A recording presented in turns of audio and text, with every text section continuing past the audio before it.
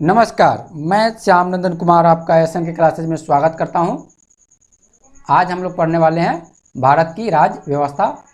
उसके अंतर्गत देखेंगे भारत का संवैधानिक विकास, और यह इसके अंतर्गत भारत के संवैधानिक विकास के अंतर्गत 11वां लेक्चर है। तो चलिए, हमेशा की बात ही पहले हम लोग क्वेश्चन सॉल्व करते हैं, उसके बाद टॉपिक पढ़ते हैं। तो देखते हैं आज हमारे लिए कौन कौन सा क्वेश्चन इंपॉर्टेंट हो जाता है जो एग्जाम में पूछे गए हैं। प्रत्येक वीडियो में हम लोग कुछ क्वेश्चन सॉल्व करते हैं जो प्रीवियस एग्जाम में पूछे गए हैं। तो चलिए देखते हैं हमारा पहला क्वेश्चन। निम्नलिखित में से किस एक्ट के द्वारा भारत के गवर्नर जनरल को अध्यादेश जारी करने की शक्ति प्रदान की गई है? Charter act 1833, Indian council act 1861, Indian council act 1892, Indian council act 1909। यह यूपीपीसीएस में 1997 और यूडीए 2001 में पूछा हुआ क्वेश्चन है। काफी इंपॉर्टेंट क्वेश्चन है, तो सॉल्व कीजिए। अध्यादेश जारी करने का अधिकार जो है किस एक्ट में मिला था? तो हमारा करेक्ट आंसर है इंडियन काउंसिल एक्ट 1861 में जो है अध्यादेश, गवर्नर को पावर मिल गया था क्या? अध्यादेश जारी करने के लिए। ठीक है ना। अगर आप इससे पहले वाले वीडियो नहीं देखे हैं तो कृपया जाके उस वीडियो को देख लें। ठीक, चलिए तो नेक्स्ट क्वेश्चन देखते हैं जो हमारे लिए काफी इंपॉर्टेंट हो सकते हैं। या यूपीपीसीएस 2003 में क्वेश्चन पूछा गया है। ठीक, देखते हैं क्वेश्चन क्या है। निम्नलिखित में से किस अधिनियम के अंतर्गत भारतीय विधान परिषद को बजट पे बहस करने की शक्ति प्राप्त हुई थी? ठीक, भारतीय परिषद अधिनियम 1861, भारतीय परिषद अधिनियम 1892, भारतीय परिषद अधिनियम 1909, भारत शासन अधिनियम 1919। हमारा करेक्ट आंसर है भारतीय परिषद अधिनियम 1992। इसी में देखते हैं कि विधान परिषद को बजट पे बहस करने की शक्ति प्राप्त हुई थी। चलिए तो आज हम देखते हैं क्या पढ़ने वाले हैं। आज हम लोग पढ़ेंगे भारत शासन अधिनियम 1919।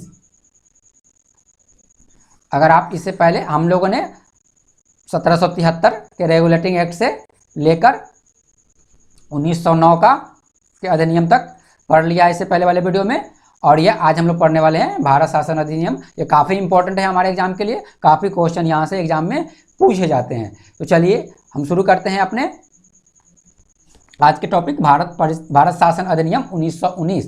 उस समय देखा जाए तो ब्रिटेन का प्रधानमंत्री कौन थे? Lord George.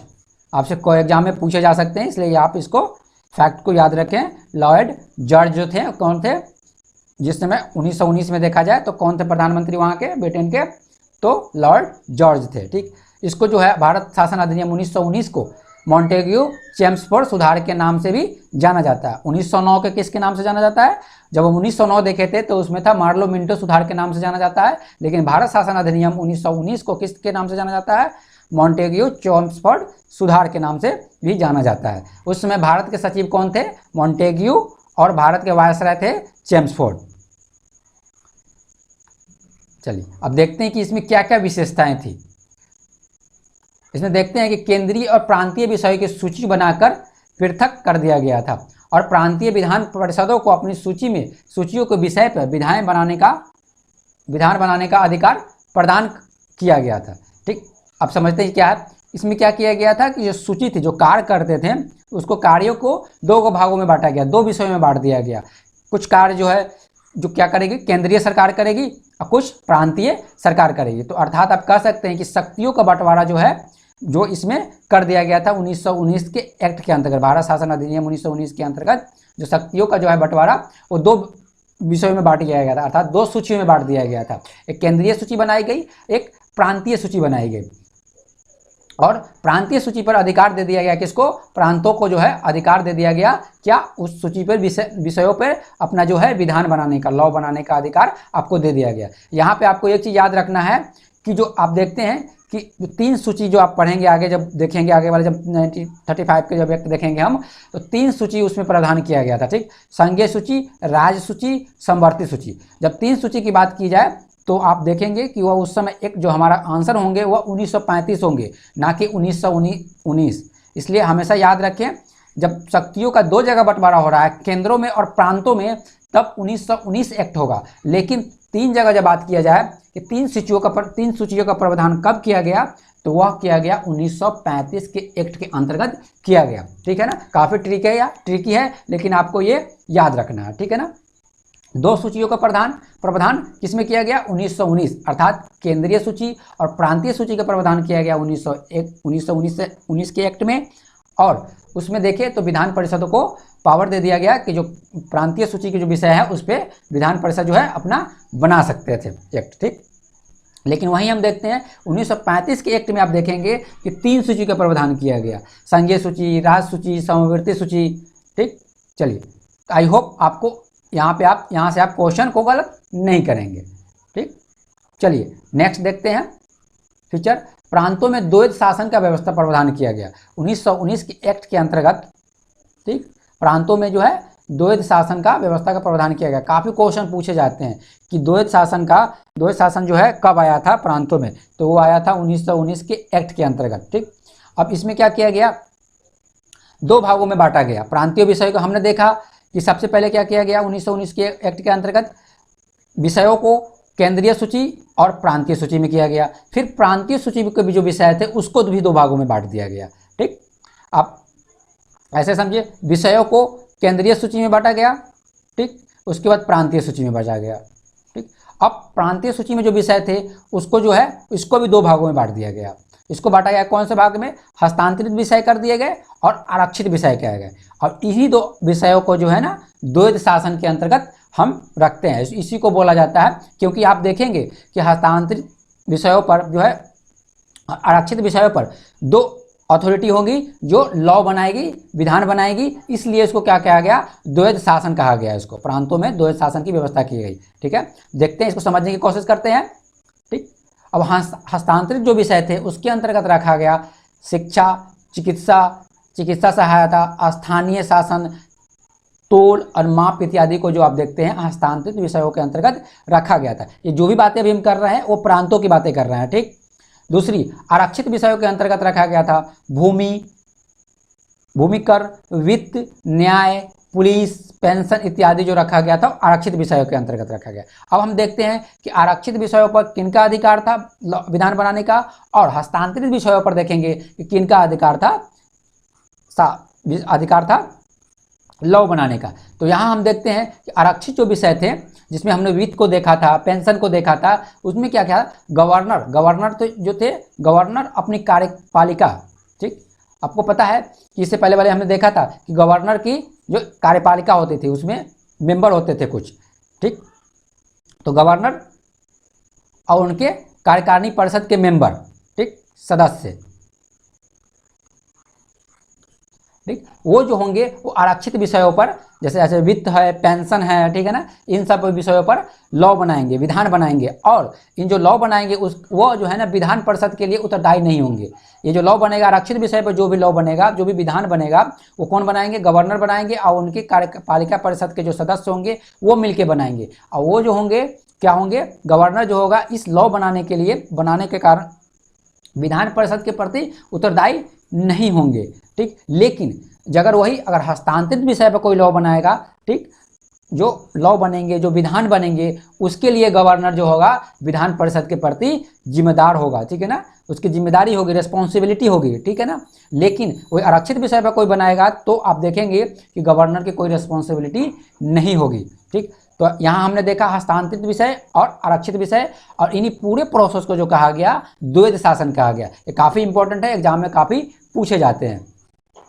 चलिए अब देखते हैं कि तीसरा नंबर पे केंद्र में जो है द्विसदनात्मक विधायिका की स्थापना की गई। आज हम देखते हैं राज्यसभा, लोकसभा जो आज देखते हैं उसका जो प्रावधान सबसे पहले किया गया, कब किया गया? 1919 के भारत शासन अधिनियम के अंतर्गत किया गया था, ठीक। तो केंद्र में क्या किया गया? द्विसदनात्मक विधायिका की स्थापना की गई। उस समय जो था, आप देखें तो उस समय देखा जाए तो राज्यसभा को क्या बोला जाता था? राज्य परिषद, और लोकसभा को क्या बोलते थे?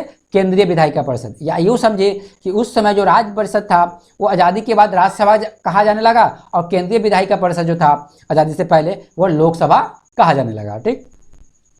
तो केंद्र में द्विसदनात्मक विधायिका की स्थापना कब की गई? तो 1919 के भारत शासन अधिनियम के अंतर्गत किया गया था। तो हमने यहाँ 2 इंपॉर्टेंट काफ़ी देखा, पहले कि द्वैध शासन लाया गया, प्रांत में लाया गया, केंद्र में द्विसदनात्मक लाया गया, ठीक।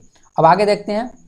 हमने देखा था कि 1909 के एक्ट में ठीक है ना। देखा था मुस्लिमों के लिए सेपरेट जो है ना इलेक्टोरेट की व्यवस्था कब की गई थी, 1909 के एक्ट में की गई थी। अब 1919 में क्या हुआ कि सांप्रदायिकता के आधार पर जो था ना इसका और विस्तार कर दिया गया। उस समय सिर्फ मुस्लिमों को देखने को मिला था, लेकिन उसको अब देखा गया कि अब क्या कर दिया गया, अब भारतीय ईसाइयों के लिए, अंगल भारतीयों के लिए, यूरोपियों के लिए भी सेपरेट इलेक्टोरेट की व्यवस्था की गई। अर्थात अब कह सकते हैं पृथक निर्वाचन मंडल की व्यवस्था जो कर दी गई। पृथक निर्वाचन मंडल की व्यवस्था 1909 में मुस्लिमों के लिए किया गया था, लेकिन 1909 के अंतर्गत 1919 के अंतर्गत आप देखेंगे कि और सारे लोगों के लिए भी यह विस्तारित कर दिया गया। किन किन के लिए, तो भारतीय ईसाइयों के लिए, आंग्ल भारतीयों के लिए, यूरोपियों के लिए भी कर दिया गया। ठीक, तो सेपरेट इलेक्टोरेट की व्यवस्था आप देखें तो इसका विस्तार हो गया।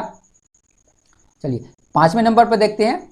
पहली बार देखेंगे आप कि केंद्रीय बजट पे राज्य, पहली बार केंद्रीय बजट को राज्य के बजट से अलग कर दिया गया। अर्थात ये करें कि बजट को सेपरेट कर दिया गया, केंद्र का बजट अलग बनेगा, राज्य का बजट अलग बनेगा। तो कब किया गया, 1901 के भारत शासन अधिनियम के अंतर्गत किया गया। ठीक है ना। और क्या किया, जो राज्य के बजट होंगे, राज्य विधानसभा को अपना बजट स्वयं बनाने के लिए अधिकृत कर दिया गया। अर्थात राज्य का पहले तो बजट को दो भागों में कर दिया गया कि केंद्रीय बजट अलग होंगे, राज्य के बजट अलग होंगे। और राज्य के बजट कौन बनाएंगे, तो राज्य के बजट जो बनाएंगे वो विधानसभा बनाने, यानी प्रांतीय विधानसभा को यह अधिकार मिल गया कि आप अपना बजट खुद बनाएं। ठीक, तो ये 1919 का एक काफ़ी इंपॉर्टेंट है, इसमें सारे पॉइंट जो है काफ़ी इंपॉर्टेंट है। ठीक, चलिए अब देखते हैं कि 6ठे नंबर पर हम देखेंगे इसमें क्या विशेषता है।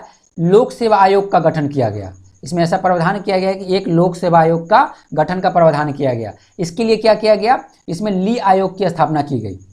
ली आयोग की स्थापना की गई। ली आयोग की सिफारिश पर ही देखते हैं कि केंद्रीय लोक सेवा आयोग का गठन 1926 में किया गया। किस लिए किया गया, सिविल सेवकों की भर्ती के लिए। ठीक है ना। केंद्रीय लोक सेवा आयोग का गठन किया तो गया 1926 में, लेकिन इसके लिए जो प्रावधान कर दिया गया लीगली आप देखेंगे तो 1919 के एक्ट में, भारत शासन अधिनियम में भी ये प्रावधान कर दिया गया कि एक लोक सेवा आयोग का गठन होगा। और उसके लिए क्या किया गया, ली आयोग का गठन किया गया। ली आयोग के सिफारिश के आधार पर ही केंद्रीय लोक सेवा आयोग का गठन 1926 में किया गया। चलिए नेक्स्ट देखते हैं हम भारत सचिव के बारे में देखते हैं। अब भारत सचिव के लिए क्या किया गया, भारत सचिव को यह अधिकार मिल गया कि भारत में महालेखा परीक्षक की नियुक्ति का प्रावधान किया गया। अर्थात भारत का सचिव जो था वह भारत में महालेखा परीक्षक, अर्थात आज जो सीएजी देखते हैं वह सीएजी का प्रावधान कब किया गया, वह किया गया भारत 1919 के एक्ट के अंतर्गत 1919। ठीक, 1919 का जो शासन भारत शासन अधिनियम था इसमें यह प्रावधान किया गया कि भारत सचिव, ठीक है ना, भारत में महालेखा परीक्षक की नियुक्ति कर सकता है। ठीक, दूसरी अब देखेंगे कि भारत सचिव का देखें तो कुछ न कुछ अधिकार को कम कर दिया गया। कम कैसे कर दिया गया, लंदन में देखें, लंदन में आपको बता दें कि भारत सचिव का जो पद था वो लंदन में रहते थे। जो भी इनकी कार्यालय थी वो सब कुछ लंदन में ही था, भारत में इनका कुछ था नहीं। ठीक है ना, भारत में ये रहते नहीं थे। ये जब रहते थे कहाँ रहते थे, ये लंदन में ही रहते थे भारत सचिव। ठीक है ना, लेकिन वायसराय जो रहते थे, वायसराय या गवर्नर बोले, वो इंडिया में रहा करते थे। ठीक, और लंदन में क्या किया गया, अब लंदन में किया गया कि उच्चायुक्त के कार्यालय का एक सृजन किया गया। अर्थात आप कहें कि एक पोस्ट का निर्माण किया गया, उस पोस्ट का नाम था क्या, उच्चायुक्त। और उच्चायुक्त को क्या किया गया, जो कुछ कार्य जो थे, जो पहले जो थे भारत सचिव क्या करते थे, भारत सचिव के कुछ कार्य को क्या कर दिया गया, अब इस उच्चायुक्त को दे दिया गया, भारत के उच्चायुक्त को दे दिया गया। अर्थात कहें कि कुछ पावर का हस्तांतरित कर दिया गया। अर्थात कहा जाए तो भारत सचिव के पावर को कुछ कम कर दिया गया।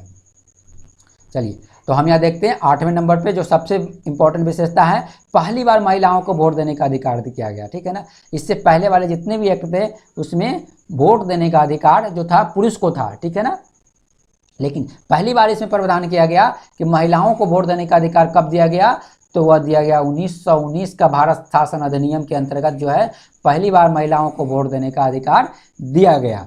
ठीक, काफ़ी इंपॉर्टेंट क्वेश्चन है, क्वेश्चन यहाँ से काफ़ी इंपॉर्टेंट पॉइंट है, क्वेश्चन यहाँ से बनते हैं। चलिए 9वें नंबर पर देखते हैं क्या है, एक वैधानिक आयोग का गठन किया गया।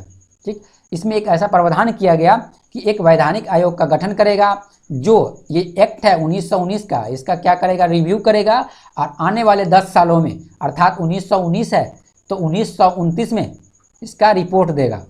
ठीक है ना, तो इसी एक्ट में ये प्रावधान कर दिया गया कि एक वैधानिक आयोग का गठन किया जाएगा। वो वैधानिक आयोग क्या करेगा, जितने भी जो इसमें जो प्रावधान किए गए हैं वो कैसे वर्क किए, इन 10 सालों में उसका एक रिपोर्ट बनाएगा और उस रिपोर्ट को 10 सालों के बाद क्या करेगा वो ब्रिटेन की पार्लियामेंट को प्रस्तुत करेगा, देगा, ठीक है ना। उसके बारे में कैसा फीडबैक था इस रिपोर्ट को, वह क्या करेगा, यह वैधानिक आयोग करेगा, वो रिपोर्ट देगा। उसी रिपोर्ट के आधार पे आगे नेक्स्ट क्या सिचुएशन में क्या करना है उसके बारे में इनिशिएटिव लिया जाएगा या प्रयास किया जाएगा, ठीक है। तो आपसे ये पूछा जा सकता है कि 1935 का जो हम एक देखते हैं उसमें कहीं ना कहीं इस रिपोर्ट का महत्वपूर्ण भूमिका है। इस रिपोर्ट के आधार पे ही हम देखते हैं कि आगे का जो एक्ट बने थे उस एक्ट में इस रिपोर्ट को कंसीडर किया गया था। इस रिपोर्ट के सिफारिशों के आधार पर ही आने वाला एक्ट में प्रावधान किया गया था। तो आपसे पूछा जा सकता है कि 1919 में एक विधि आयोग का गठन किया गया था, ठीक। क्यों किया गया था? क्योंकि वो रिपोर्ट को 1919 का जो एक्ट है उसको जांच करे, उसका कैसा फीडबैक है, कैसा रिस्पॉन्स है, उसके बारे में एक रिपोर्ट तैयार करके आने वाले 10 सालों में उसको क्या करे, ब्रिटेन पार्लियामेंट को रिपोर्ट क्या करे, सबमिट करे, ठीक है ना। तो चलिए ये थी इसकी मुख्य विशेषता जो हमारे एग्जाम के लिए काफ़ी इंपॉर्टेंट है। चलिए मिलते हैं नेक्स्ट वीडियो में, अपना ख्याल रखें, धन्यवाद।